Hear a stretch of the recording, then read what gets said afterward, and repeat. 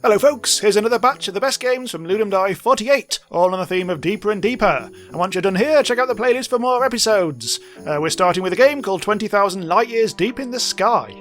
Entry log City 45. I've just reached a planet who, from afar, was looking similar to Earth, but on closer inspection is empty inside.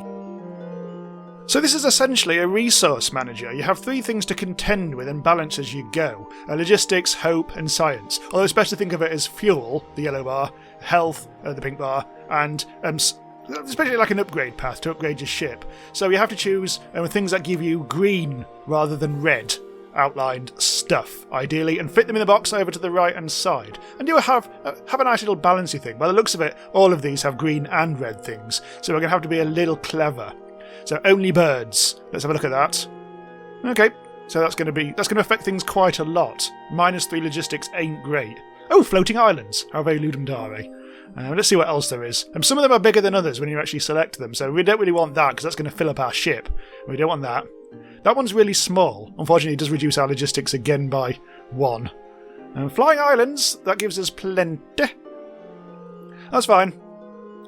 Now we get a choice of going to 2 new planets as we try to go through 5 planets and arrive at the planet of Eden of some description. And there are several different endings to aim for. To get to one of these 2 planets, we can either spend 6 or 3 logistics or fuel. I think if you spend more, you get better stuff. So let's go to the big donut planet. That looks delicious. Entry log DT03. I found a big donut. A big giant donut planet. If I'm not... Shush, Frenchie. Right, okay, so we've got a bunch of... Well, it looks like a lot more green ones this time. So let's have a bit of a look-see. See if any of them are really... Oh, here we go, look. Logistics, +1, admittedly. Not very much. I think the bigger ones... I was going to say the bigger ones give you more stuff per thing, but they don't, necessarily. But this gives us 3 different stats, so that's going to be an improvement all around. The space on the ship is getting bigger because we're upgrading our ship, by the way. And let's try... Oh, this one's quite good. And all it does is cost us a little bit of health. We can't fit anything else on. No, we can't. So planet 4 is this green thing. It's a peaceful place. But we do need more logistics, so I'll concentrate on that, I think. Now, because I've upgraded my science quite a lot, I now have a choice of 3 planets. Unfortunately, I can't reach that one because I'm running out of logistics here. So it's got to have to be the cube. And I think we're done.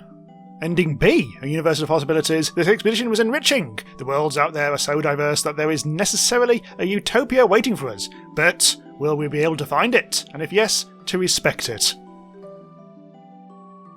This is Deepest Sword. This is a kind of platform game where you have this tiny little sword and you're having a go at fighting the dragon. All very sweet. It doesn't look like we're going to be able to do much though because its heart is right at the bottom there and I have to stab it using my incredibly tiny blade. The dragon doesn't seem that bothered at the moment because, I mean, well, look at it. And we have been absolutely toasted and roasted. Thankfully, the necromancer has an idea. Give me a bigger sword. However, every time you come back from the dead, the game gets longer and longer as you go deeper and deeper into the game. So now we're starting to find it a bit trickier to traverse because our sword is no longer as easy to carry and we have to manipulate it through the landscape in a bit more of a tricksy sort of way. But we're back at the dragon now and we have a bit more of a chance against it this time. Ish. It's still quite a long way down though. Here to try again!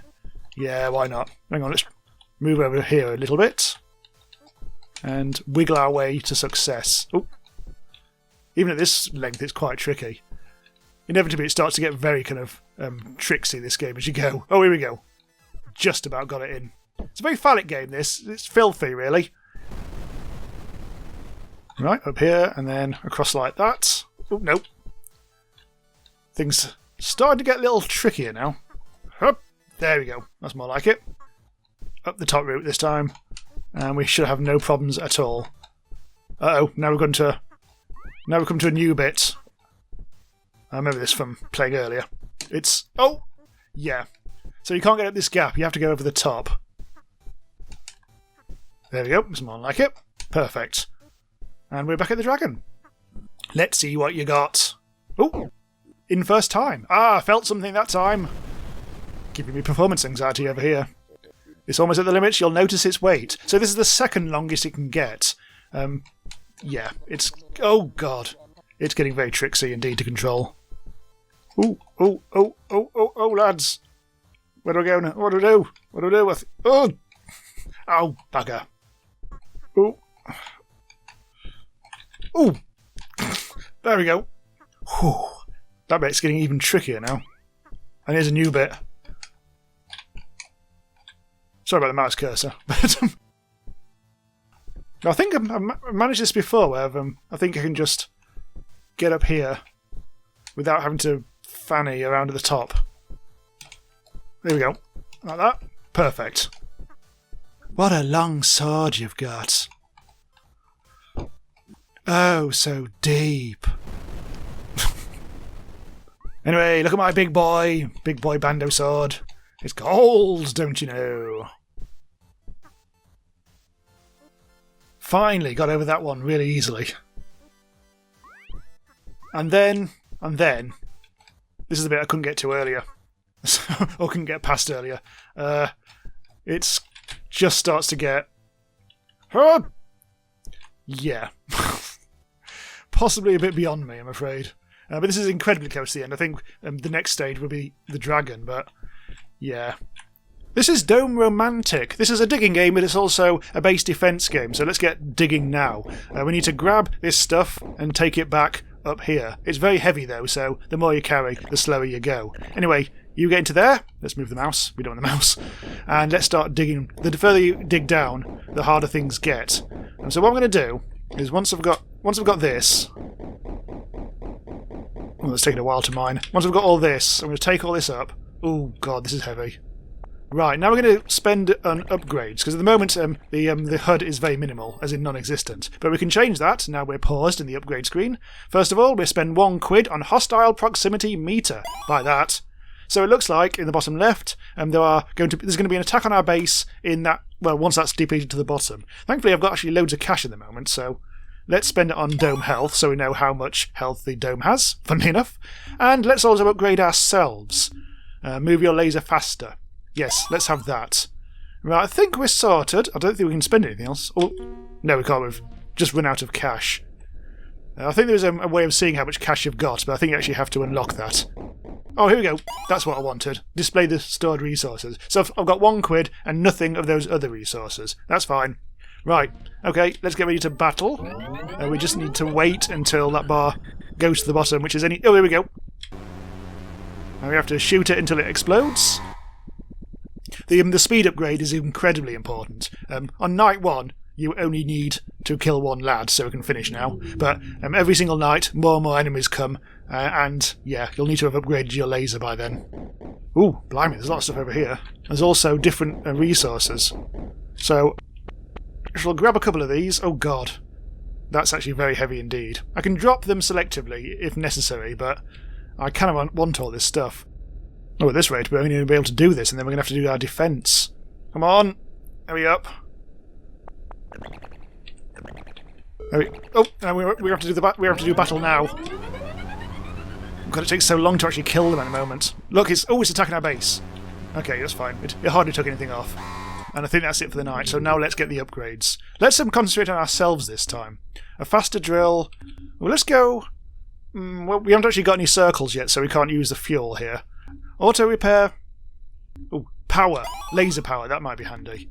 A couple of nights later, I've upgraded my carrying capacity so I can get a lot more at once. But the attacks at night are actually starting to become so that the lads actually come at me more frequently within the attack, which is a pain in the arse. Whilst that's happening. Can I get any more in the time? I don't think I can. So a few more nights later, I've got the instant death laser now, so things are a lot quicker. I can dispatch everything very fast indeed.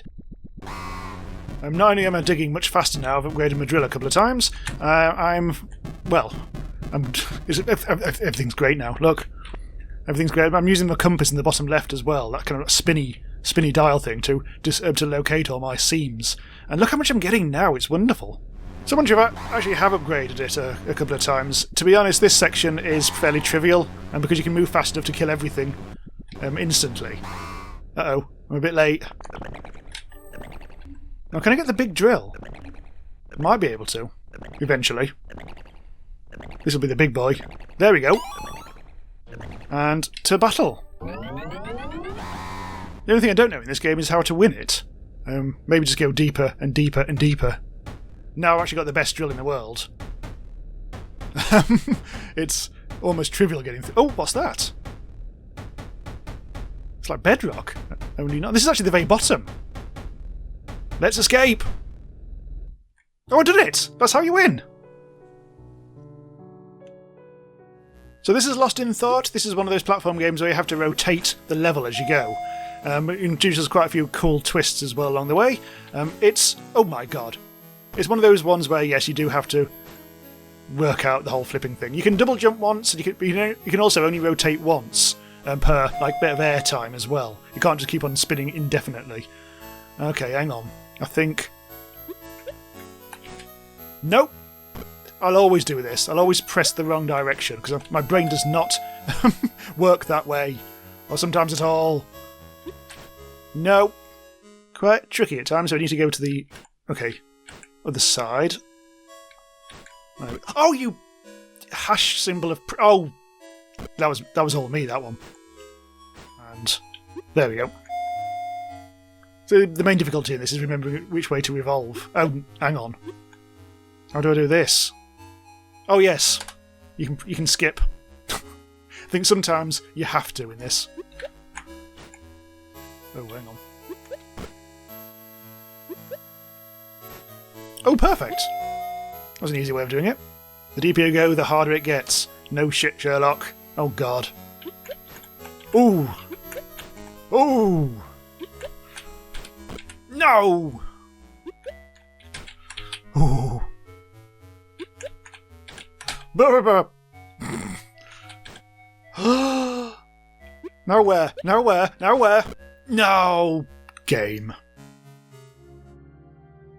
So this is River Carry Me Away. I don't really tend to let's play many of this sort of game when I'm doing Ludum Dare, simply because it's a bit tricky to do that, because it is a slow immersion sort of game about telling stories, and there's not really much I can add as I witter along. But I do encourage you, if you like this sort of thing, to I'm going to start the game, to actually download it and have a go and spend 10 minutes getting through this, because it's low on interaction and heavy on mood. You will sail along on your little boat, and you'll activate memories by clicking on things as they come downstream. And eventually, you'll get to a little minigame at the end where you make a constellation appear. And the whole story is about a prince, me, the handsome lad in silhouette on the boat, sailing down. And yes, there will be a tale of betrayal and all sorts of stuff, but it's open to interpretation, as we'll see. Very briefly, we'll only have a quick look at this, because as I say, this is something best played yourself, but shout out to the music and the art, which are both absolutely incredible in this. Here we go, our first thing, which seems to be some kind of rocking horse? Some kind of horse anyway, and that will trigger in the background some kind of memories. By the looks of it, it's harking back to childhood here.